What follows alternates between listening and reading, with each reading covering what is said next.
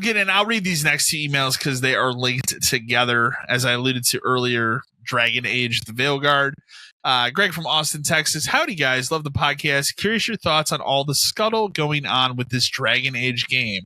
Do you believe the reviews are actually genuine on this game, or that it's all been a gigantic smear campaign by EA to sell more copies of the game because they were concerned about sales going to be much lower than anticipated? Do any of you plan on playing this game? Are any of you even a fan of this franchise? Thanks. Just got an email from Brandon from Des Moines, Iowa. Hi, 572 crew. I'm curious. I'm sure I'm not the only one that'll write in about this, but I'm curious what you all think about this Dragon Age review fiasco, and if it has changed your opinions on playing the game at all or not. I mean, for me, I think I've been pretty vocal the whole time saying I'm not going to play this game, and a lot of it has to do with the art style. I just think it looks terrible.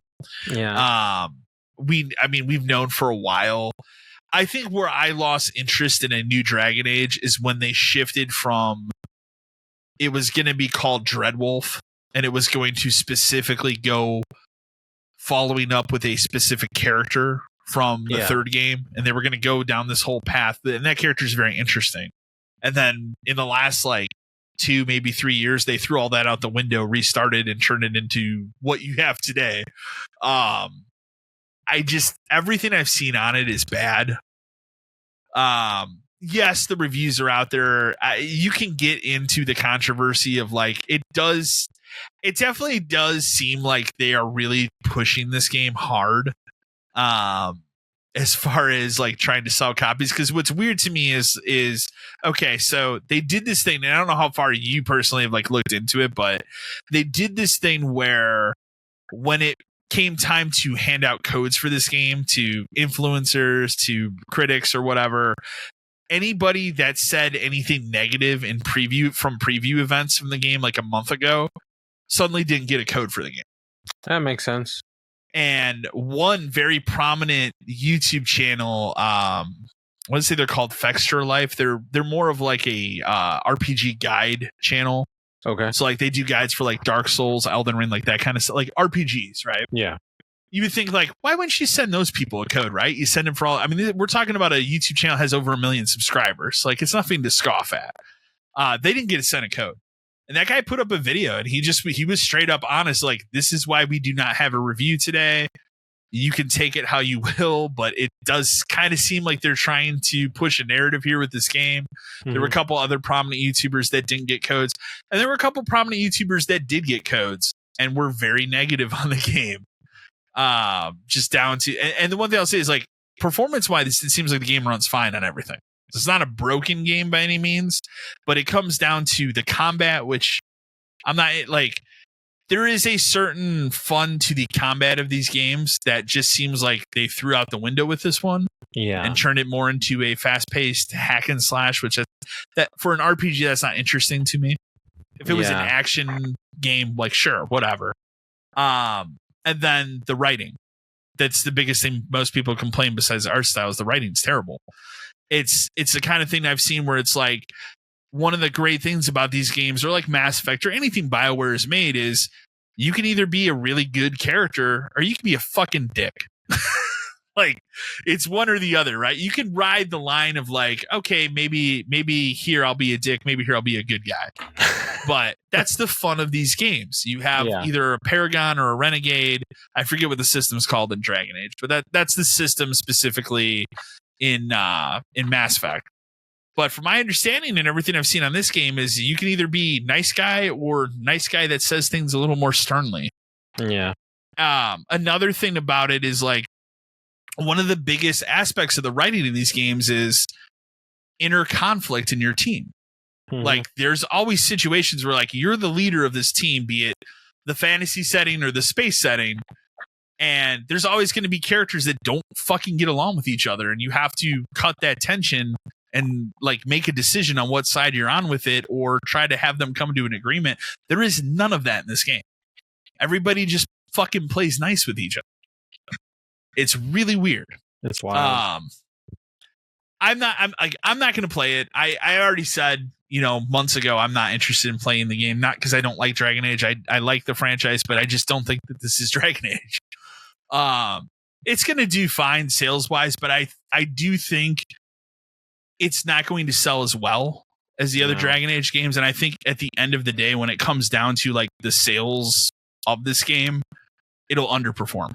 Oh yeah, for sure. And it'll be that situation of like, is that the last Dragon Age? It might be. Maybe it needs to be. But yeah, as far as I go, I'm not really like super happy on playing. I'm not going to play it. So, I mean, I've never played a Dragon Age game. I don't intend on starting with this one. So we'll just leave it at that. And the other thing I'll say too is like, as far as the critic stuff goes, like I stopped trusting main websites like IGN and GameSpot and stuff years ago because it just doesn't matter anymore.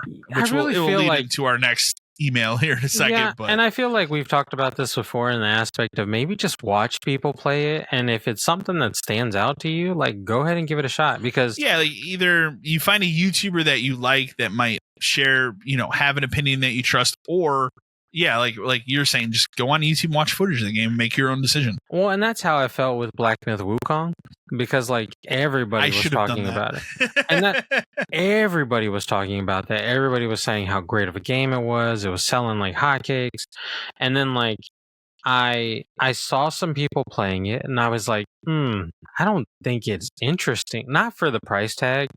I'm like, I don't think it's interesting. And then like I went over to one of my good friends' house and he was like, yo, you want to watch me play this? And I was like, yeah, sure, run it. Let's see what's up. And he was playing it and I was just like,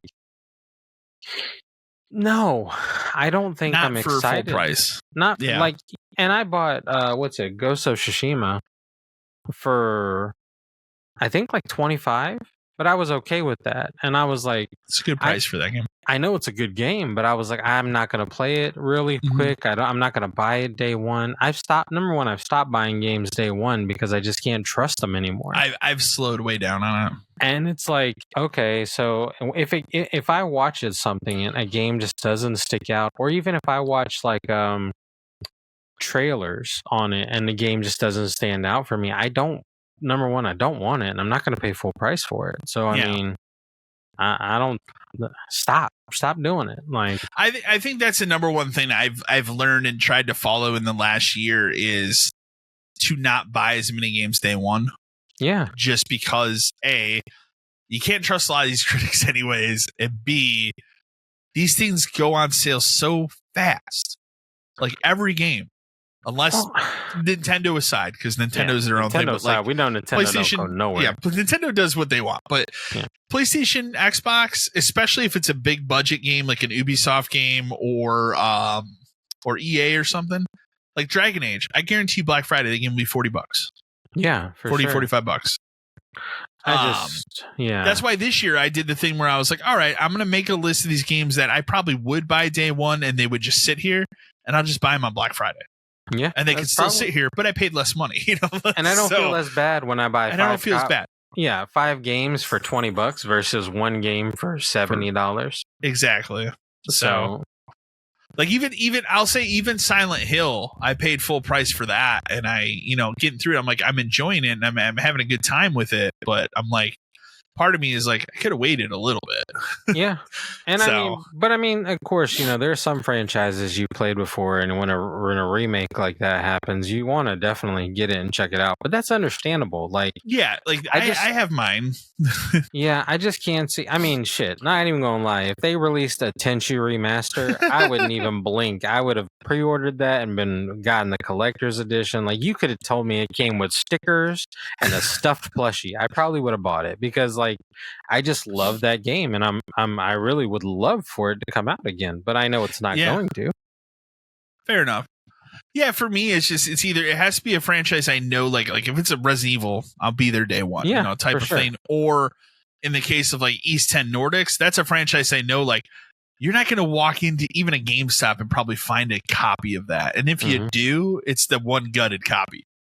Because nobody is buying it. You know what I mean? So like for that, I was like, I don't care about buying that day one. Yeah. Because it's going to dry up. Yeah, for sure. And that's how it is. Like you just have to, you just don't listen to big people like IGN and all of them anymore. Like just